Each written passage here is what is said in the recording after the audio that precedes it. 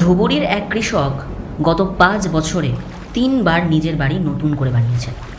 কারণ প্রতি বছর ব্রহ্মপুত্র একটু একটু করে কেড়ে নিয়েছে তার জমি, তার ঘর এবং তার নিশ্চিন্তে বেঁচে থাকার স্বপ্ন। তিনি একা নন, বর্ষা নামলেই প্রতি বছর আসামের হাজার হাজার মানুষ একই অনিশ্চয়তার মুখোমুখি হয়। প্রশ্ন একটাই, কেন? কেন স্বাধীনতার প্রায় 8 দশক পরেও আজও প্রতি বছর বর্ষা আসলেই আসাম ডুবে যায়? এটা কি শুধুই প্রকৃতির নির্মমতা, নাকি এমন কিছু কারণ রয়েছে যেগুলো বছরের পর বছর ধরে এই বিপর্যয়কে আরও ভয়ঙ্কর করে তুলেছে?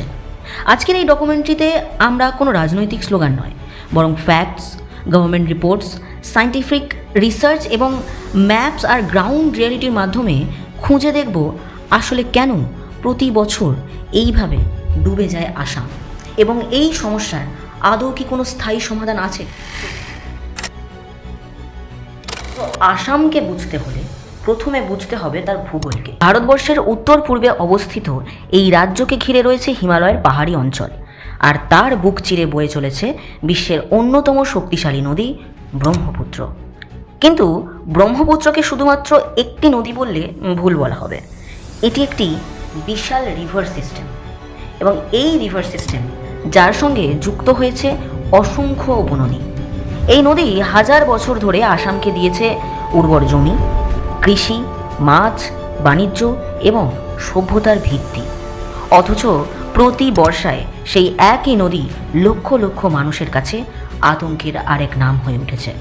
অনেকেই মনে করেন আসামে বন্যা হয় কারণ সেখানে বেশি বৃষ্টি হয়, কিন্তু বাস্তবটা তার থেকে অনেক বেশি জটিল।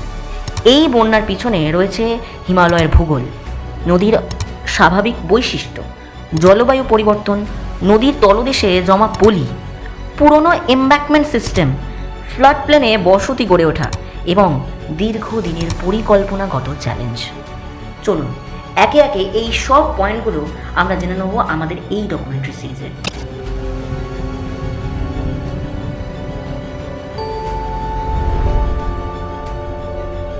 এই ডকুমেন্টারি সিরিজটা মোট 4টে চ্যাপ্টারে ভাগ করা আছে, এবং একে একে আমি আপনাদেরকে বোঝানোর চেষ্টা করব যে কিভাবে আসাম প্রতি বছর বন্যায় ডুবে যায় এবং কি কি উল্লেখযোগ্য কারণ রয়েছে, including politics, including human, including nature, everything. এবং শেষ চ্যাপ্টারে আমরা এটাও বোঝার চেষ্টা করব যে আসামকে কি সত্যিই কোনোভাবে ফ্লাডমুক্ত করা সম্ভব স্থায়ীভাবে। চলুন বেশি দেরি না করে এবার ভিডিওটা শুরু করব। প্রথমেই চ্যাপ্টার 1, বন্যার শুরুটা কোথায়? প্রথমে আমি একটা জিনিস খুব ক্লিয়ার করে বলে দিই, আসামে যে প্রতি বছর বন্যা হয় সেই বন্যার জল কিন্তু আসামে পুরোটা তৈরি হয় না।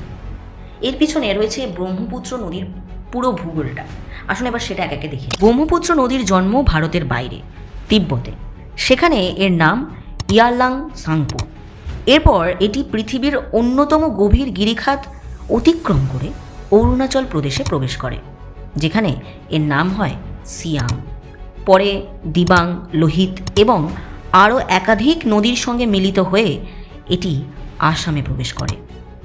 অর্থাৎ আসামে পৌঁছানোর আগেই এই নদী বিপুল পরিমাণ জল বহন করে নিয়ে আসে। এরপর শুরু হয় আরেকটি গুরুত্বপূর্ণ বিষয়।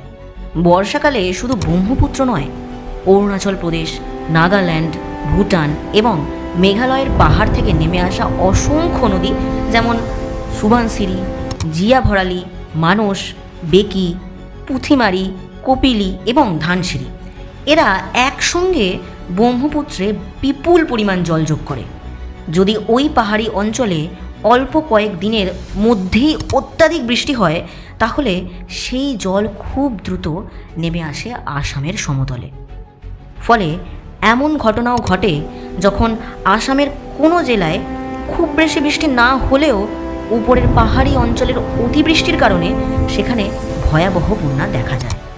এই কারণেই বিশেষজ্ঞরা বলেন আসামের বন্যাকে শুধু স্থানীয় বৃষ্টির মাধ্যমে ব্যাখ্যা করা যায় না, পুরো ব্রহ্মপুত্র বেসিনকেই একসঙ্গে যুক্ত করতে হয়। তবে গল্পটা এখানেই শেষ হয় না, কারণ ব্রহ্মপুত্র নদী শুধুমাত্র জল বহন করে না, বরং এটি পৃথিবীর সবচেয়ে বড় সেডিমেন্ট ক্যারিং রিভার হিসেবেও পরিচিত। হিমালয়ের পাহাড় থেকে প্রতি বছর কোটি কোটি টন বালি, পাথরের গুঁড়ো এবং পলি এই নদীর সঙ্গে ভেসে আসে। এই পলি নদীর বিভিন্ন অংশে জমা হয়ে নদীর গতিপথ বদলে দিতে পারে। কোথাও আবার নদীকে অগভীর করে, কোথাও নদীর তীর ভাঙন বাড়ায় এবং কোথাও আবার নতুন চ্যানেলও তৈরি করে। ফলে বর্ষার সময় অতিরিক্ত জল এলে নদীর স্বাভাবিক প্রবাহ আরও জটিল হয়ে ওঠে এবং অনেক এলাকায় জল ছড়িয়ে পড়ার সম্ভাবনাও অনেকটাই বেড়ে যায়। গবেষকদের মতে এই প্রক্রিয়া অত্যন্ত জটিল এবং নদীর প্রতিটি অংশে একইভাবে কাজ করে না, কিন্তু এটি আসামের বন্যা সমস্যার একটি খুব গুরুত্বপূর্ণ উপাদান। এর সঙ্গে আবার যুক্ত হয়েছে সাম্প্রতিক বছরগুলোতে ক্লাইমেট চেঞ্জের প্রভাব, যা নিয়েও বিজ্ঞানীরা বেশ উদ্বেগ প্রকাশ করেছেন। আইএমডি অর্থাৎ ইন্ডিয়া মেটেরোলজিক্যাল ডিপার্টমেন্ট এবং আইপিসিসির বিভিন্ন মূল্যায়নে গবেষণা এবং আবহাওয়া বিশেষজ্ঞদের পর্যবেক্ষণ বলছে, দক্ষিণ এশিয়ার চরম বৃষ্টিপাতের ঘটনা আগের তুলনায় আরও ঘন ঘন এবং আরও তীব্র হয়ে উঠেছে। এর অর্থ এই নয় যে ক্লাইমেট চেঞ্জ একাই আসামের বন্যার কারণ, তবে এটি এই সমস্যাকে আরও তীব্র করে তুলতে পারে। যখন অল্প সময়ে অতিরিক্ত বৃষ্টি হয়, পাহাড়ি নদীগুলো আরও দ্রুত ফুলে ওঠে এবং তার প্রভাবটাই সরাসরি পড়ে ব্রহ্মপুত্র অববাহিকার ওপর। তাহলে প্রশ্ন হলো, এই সমস্ত প্রাকৃতিক সমস্যাগুলো যদি আগে থাকতেই জানা থাকে, তাহলে এতগুলো বছর ধরেও এই সমস্যাগুলোর কোনো স্থায়ী সমাধান কেন হয়? এই প্রশ্নগুলোর উত্তর আমরা জানবো আমাদের পরবর্তী চ্যাপ্টার 2, শুধু বৃষ্টি কারণ নয়। আচ্ছা, যদি শুধু বৃষ্টি কারণ হতো আসামের এই বন্যা, তাহলেও একটা প্রশ্ন খুব স্বাভাবিকভাবেই আমাদের সবার মাথায় আসে যে বিশ্বের অন্যান্য আরও অনেক জায়গায় এর থেকেও অনেক বেশি বৃষ্টি হয়, কিন্তু সেই সমস্ত জায়গা তো প্রতি বছর এভাবে বিপর্যয় হয় না, এইভাবে বন্যা আসে না, এভাবে মানুষের ক্ষয়ক্ষতি হয় না। আসামেই কেন কেন আসামকে এত বছরেও বন্যা মুক্ত করা যায়নি? শুধু বৃষ্টি ছাড়া আর কি কারণ আছে? একটা নয়, রয়েছে বেশ কিছু কারণ। প্রথম কারণ, ফ্লাড প্লেন বা নদীর প্রাকৃতিক বিস্তৃত এলাকায় হাজার হাজার বছর ধরে ব্রহ্মপুত্র বর্ষাকালে নিজের জল ছড়িয়ে দিয়ে নতুন পলি জমিয়েছে। আবার শুষ্ক মৌসুমে সেই জল সরেও গেছে, অর্থাৎ নদীর চারপাশের বিস্তীর্ণ এলাকা আসলে নদীরই একটা অংশ। কিন্তু সময়ের সঙ্গে সঙ্গে জনসংখ্যা বেড়েছে, শহর ও গ্রাম গড়ে উঠেছে, কৃষি জমি বেড়েছে, রাস্তা, বাজার, স্কুল, হাসপাতাল সব কিছু ধীরে ধীরে এই ফ্লাড প্লেনের ওপরই তৈরি হয়েছে। ফলে আজ যখন নদী তার স্বাভাবিক বিস্তার ফিরে পেতে চায়, তখন সেই জল সরাসরি মানুষের বসতিতে ঢুকে পড়ে। বিশেষজ্ঞদের মতে নদী তার কাজই করছে, বরং আমরা অনেক ক্ষেত্রেই নদীর স্বাভাবিক জায়গার মধ্যে বসবাস শুরু করে ফেলেছি। শুধু তাই নয়, এরপর আসে এমব্যাঙ্কমেন্ট বা বাঁধের প্রশ্ন। স্বাধীনতার পর থেকে আসামে হাজার হাজার কিলোমিটার দীর্ঘ বাঁধ নির্মাণ করা হয়েছে, যার উদ্দেশ্য ছিল নদীর জল নিয়ন্ত্রণ করা এবং মানুষকে সুরক্ষা দেওয়া। অনেক এলাকায় এই বাঁধ সত্যিই বহু বছর ধরে উপকার করেছে, কিন্তু সমস্যা হলো এই বাঁধগুলোর একটা বড় অংশ কয়েক দশক আগে নির্মিত। বিভিন্ন সরকারি রিপোর্টস, বিশেষজ্ঞ এবং সংবাদ মাধ্যমে বারবার উল্লেখ করা হয়েছে যে অনেক বাঁধের রক্ষণাবেক্ষণ নিয়মিত হয় না। কোথাও কোথাও ক্ষয়, দুর্বলতা কিংবা ভাঙনের ঝুঁকি তৈরি হয়েছে। আবার নদীর স্বাভাবিক গতিপথ পরিবর্তিত হওয়ার ফলেও পুরনো নকশায় তৈরি বাঁধ সবসময় বর্তমান পরিস্থিতির সঙ্গে খাপ খায় না। তাই বড় বন্যার সময় অনেক ক্ষেত্রে বাঁধের ওপর অতিরিক্ত চাপ সৃষ্টি হয় এবং কোথাও কোথাও ভেঙেও যায়। তবে এটাও মনে রাখা জরুরি, সব বন্যার জন্য বাঁধ ভেঙে যাওয়াই কিন্তু দায়ী নয়। অনেক সময় নদীর জল এতটাই বেড়ে যায় যে বাঁধ না ভেঙেও তার ওপর দিয়ে জল উপচে পড়ে। এরপর আরও একটা গুরুত্বপূর্ণ বিষয় হলো সিল্টেশন বা পলি জমা। ব্রহ্মপুত্র পৃথিবীর অন্যতম বেশি পলি বহনকারী নদীগুলোর মধ্যে একটা। প্রতি বছর পাহাড় থেকে বিপুল পরিমাণ পলি, বালি, মাটি এবং পাথরের গুঁড়ো নদীর সঙ্গে নেমে আসে। এই পলি কোথায় কতটা জমবে তা নির্ভর করে নদীর প্রবাহ, গভীরতা আর ভৌগোলিক অবস্থার উপর। কিছু বিশেষজ্ঞদের মতে এই প্রক্রিয়ায় নদীর কিছু অংশে জল ধারণের ক্ষমতা প্রভাবিত হতে পারে এবং নদী নতুন পথও খুঁজে নিতে পারে। তবে গবেষকরা সতর্ক করে বলেন, ব্রহ্মপুত্র এতটাই গতিশীল একটি নদী যে শুধুমাত্র পলি জমাকেই বন্যার একমাত্র কারণ বলা যাবে না। এটি অনেকগুলোর মধ্যে একটা গুরুত্বপূর্ণ উপাদান মাত্র। শুধু তাই নয়, কিছু গবেষক আর পরিবেশবিদ ডিফরেস্টেশন অর্থাৎ হিল কাটিং এবং অনিয়ন্ত্রিত ল্যান্ড ইউজ চেঞ্জের দিকেও ইঙ্গিত করেছেন। পাহাড়ি অঞ্চলে বনভূমি কমে গেলে বা ভূমির স্বাভাবিক গঠন বদলে গেলে বৃষ্টির জল মাটির ভেতরে কম শোষিত হয় এবং দ্রুত নদীর দিকে নেমে আসে। এর ফলে বর্ষার সময় নদীতে জল বাড়ার গতি আরও বেড়ে যেতে পারে। যদিও এই বিষয়ে অঞ্চলভেদে প্রভাব আলাদা এবং সব ক্ষেত্রেই একই রকম নয়, তবুও এটি একটি গুরুত্বপূর্ণ গবেষণার বিষয় হিসেবে উঠে এসেছে। সবশেষে অবশ্যই আরবান প্ল্যানিংয়ের প্রশ্ন। গত কয়েক দশকে আসামের বহু শহর দ্রুত বেড়েছে, কিন্তু অনেক জায়গায় সেই হারে উন্নত হয়নি ড্রেনেজ সিস্টেম বা জল নিষ্কাশনের ব্যবস্থা। ফলে নদীর জল শুধু নয়, শহরের ভেতর জমে থাকা বৃষ্টির জলও দীর্ঘ সময় ধরে আটকে থাকে। অনেক সময় মানুষ মনে করেন নদীর বন্যায় শহর ডুবে গেছে, অথচ বাস্তবে তার বড় অংশই হয় অপর্যাপ্ত ড্রেনেজের কারণে, ওয়াটার লগিং। তাহলে এখান থেকে আমরা বুঝতে পারলাম যে আসামের বন্যার জন্য কোনো একটা রিজন নেই, রয়েছে বিভিন্ন রকম রিজন। এবং এই রিজনগুলো জানার পর খুব স্বাভাবিকভাবেই আমাদের মনে এরকম একটা প্রশ্ন আসে যে তাহলে আসামের এই বন্যার জন্য দায়ী কে?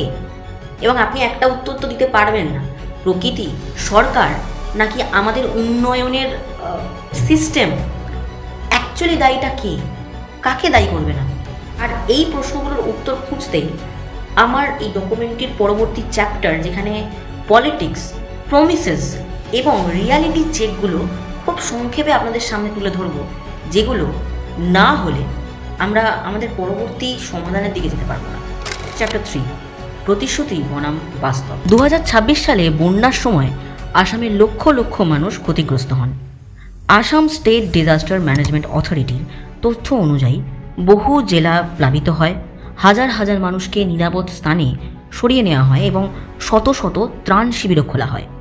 উদ্ধার কাজে অংশ নেয় ন্যাশনাল ডিজাস্টার রেসপন্স ফোর্স অর্থাৎ NDRF, Indian army, Indian air force, state disaster response force এবং স্থানীয় প্রশাসন। অর্থাৎ জরুরি উদ্ধার এবং ত্রাণ কার্যক্রম বাস্তবেই বড়সড় পরিসরে পরিচালিত হয়েছিল। এই সময়ে প্রধানমন্ত্রী নরেন্দ্র মোদী পরিস্থিতি পর্যালোচনা করেন এবং ইউনিয়ন মিনিস্টার সর্বানন্দ সোনোয়ালের সঙ্গে কথাও বলে কেন্দ্রের পক্ষ থেকে প্রয়োজনীয় সহায়তার আশ্বাসও দেন।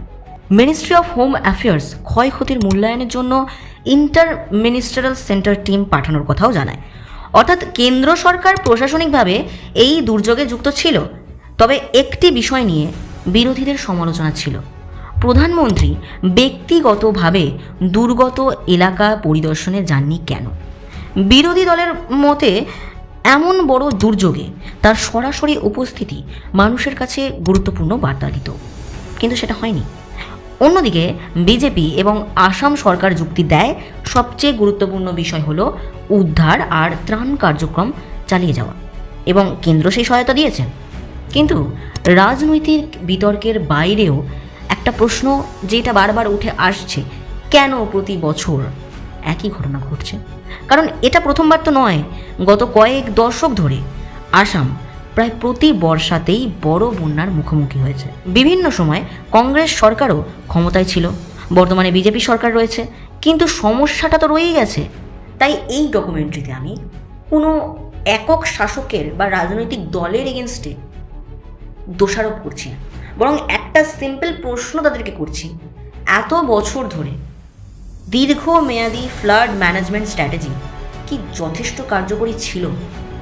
বিশেষজ্ঞদের মতে ভারতের বন্যা ব্যবস্থাপনার বড় সমস্যা হলো রিলিফ সেন্ট্রিক অ্যাপ্রোচ, অর্থাৎ বন্যার পরে ত্রাণ, ক্ষতিপূরণ, উদ্ধার কাজ এগুলোতে জোর দেওয়া হয়, কিন্তু বন্যার আগে দীর্ঘমেয়াদী প্রতিরোধ, নদী ব্যবস্থাপনা, ফ্লাড প্ল্যানিং, ড্রেনেজ মডারাইজেশন এবং বৈজ্ঞানিক রিভার বেসিন ম্যানেজমেন্ট এইগুলোতে তুলনামূলকভাবে কম গুরুত্ব দেওয়া হয়। এই সমালোচনা শুধু বর্তমান সরকারের বিরুদ্ধে নয়, এটি বহু বছর ধরে বিভিন্ন গবেষণা, নীতি বিশ্লেষণ এবং সাম্প্রদায়িকতা থেকে উঠে আসছে। এর সাথে আরও একটি বিতর্কিত বিষয় হলো ফ্লাড ফ্রি আসাম। বিভিন্ন রাজনৈতিক বক্তব্যে আসামকে বন্যা মুক্ত করার প্রতিশ্রুতি দেওয়া হয়েছে। এমনকি আমাদের দেশের স্বরাষ্ট্রমন্ত্রী অমিত শাহ পর্যন্ত বলেছিলেন যে আসামকে তিনি ফ্লাড ফ্রি স্টেট হিসেবে ভবিষ্যতের জন্য প্ল্যানিং করছেন এবং তিনি আসামকে বন্যা মুক্ত আসাম বানাবেন। কিন্তু এই বছরের বন্যা আবার সেই প্রশ্নকে ঘুরে ফিরিয়ে নিয়ে আসছে। তাহলে সরকার কি ব্যর্থ, নাকি প্রকৃতির সামনে মানুষের ক্ষমতার সীমাবদ্ধতা রয়েছে? আসলে বাস্তব হলো এই সংকটের পিছনে ন্যাচারাল প্রসেসেস এবং হিউম্যান ডিসিশন দুটোই খুব গুরুত্বপূর্ণ। আর এখানেই আসে সেই গুরুত্বপূর্ণ প্রশ্নটা যেটা বারবার বলা হচ্ছে যে আসামকে কি কোনোভাবে ফ্লাড মুক্ত করা সম্ভব? চ্যাপ্টার 4, আসামের ভবিষ্যৎ। আজ বিশ্বের অনেক দেশ তাদের ভাবনার ধরনটাকে বদলে ফেলেছে। আগে লক্ষ্য ছিল নদীকে আটকে রাখা, কিন্তু এখন লক্ষ্য হয়েছে নদীর সাথে বাঁচতে শেখা। এই দুটো মেন্টালিটি ভীষণভাবে আলাদা। এবং উদাহরণস্বরূপ আমি নেদারল্যান্ডসের কথা বলবো। নেদারল্যান্ডসে সমুদ্রপৃষ্ঠের নিচে থাকা এই দেশ বহু বছর শুধু বাঁধ তৈরি করেছে, কিন্তু তারা পরে বুঝতে পেরেছে যে সব জায়গায় নদীকে জোর করে আটকে রাখা সম্ভব নয়। তাই তারা শুরু করে রুম ফর দ্য রিভার প্রকল্প, যেখানে নদীর স্বাভাবিক বিস্তারের জন্য নির্দিষ্ট জায়গা ছেড়ে দেওয়া, অর্থাৎ ফ্লাড প্ল্যানটাকে পুনরুদ্ধার করা। পরিকল্পিতভাবে মানুষের বসতি নিরাপদ এলাকায় স্থানান্তর করে এই উদ্যোগটা নেওয়া হয়। ফলে বন্যার ঝুঁকি কমলেও নদীর স্বাভাবিক প্রবাহটাও বজায় থাকে। তাহলে আসামের জন্য বিশেষজ্ঞরা কী পরামর্শ দেন? বিভিন্ন গবেষণা এবং বিভিন্ন তথ্য অনুযায়ী এমব্যাঙ্কমেন্ট সিস্টেমটাকে তৈরি করলেই কিন্তু সমাধান আসবে না। প্রয়োজন ইন্টিগ্রেটেড রিভার বেসিন ম্যানেজমেন্ট, অর্থাৎ পুরো ব্রহ্মপুত্র অববাহিকাকে একসঙ্গে পরিকল্পনা করা। আরেকটি গুরুত্বপূর্ণ বিষয় হলো ক্লাইমেট অ্যাডাপশন। বিজ্ঞানীরা মনে করেন ভবিষ্যতে এক্সট্রিম ওয়েদার ইভেন্টস আরও বাড়তে পারে। তাই শুধু পুরনো পরিকল্পনার উপর নির্ভর করলে চলবে না, নতুন বাস্তবতার সঙ্গে মিল রেখে শহর পরিকল্পনা, গ্রাম উন্নয়ন, কৃষি, রাস্তা, সেতু এবং গুরুত্বপূর্ণ অবকাঠামো তৈরি করতে হবে। অন্যথায় প্রতি বছরই একইভাবে এরকমই ক্ষয়ক্ষতি বারবার ফিরে ফিরে আসবে। আজকের এই ভিডিওটার আলোচনা হয়তো এখানেই শেষ, কিন্তু একটা প্রশ্ন আপনি নিজেকে করতে পারেন, আমিও নিজেকে করেছি। প্রতি বছর আসামে যখন এই বন্যার খবরগুলো আসে, আমাদের মাথায় এই প্রশ্নটা আসে যে আসামে আবার বন্যা হলো। কিন্তু আমরা নিজেদেরকে এই প্রশ্নটা করি না যে শুধুমাত্র ত্রাণ শিবির পাঠিয়ে আমরা কি আলটিমেটলি কোনো কাজের কাজ করছি? আসামে প্রতি বছরই বন্যাটা কেন হয় এবং এই বন্যাটাকে আটকানোর জন্য আমরা কেন কিছু করছি না, কিংবা সরকার কেন কিছু করছে না, সরকারকে প্রশ্ন করা হচ্ছে না। আমাদের জন্য হয়তো এটা শুধুমাত্র একটা seasonal topic, for me also, but আসামের মানুষদের কাছে এটা প্রতি বছরের একটা এমন ট্রমা যেটা প্রতি বছর ঘুরে ফিরে তাদের কাছে আসে, একবার করে আসে এবং তাদের জীবনটাকে তছনছ করে দিয়ে চলে যায়। তাই আসামে শুধু কেন বন্যা হয় নয়, বরং আমাদের প্রশ্ন এটাও হওয়া উচিত, আমরা কি প্রত্যেক বছর একই ভুলের পুনরাবৃত্তি করছি না? নিজেকে প্রশ্নটা করুন, সরকারকে প্রশ্নটা করুন, এবং এই ধরনের ভিডিও আরও দেখতে হলে আমার এই চ্যানেলটাকে সাবস্ক্রাইব করবেন। আজকের এই ভিডিওটা এখানেই শেষ করলাম। দেখা হবে পরবর্তী কোনো রকম ইনফরমেটিভ ভিডিওতে, ডকুমেন্টারি ভিডিওতে। ততক্ষণ পর্যন্ত ভালো থাকুন, সুস্থ থাকুন, and don't forget to subscribe stories beyond the headlines.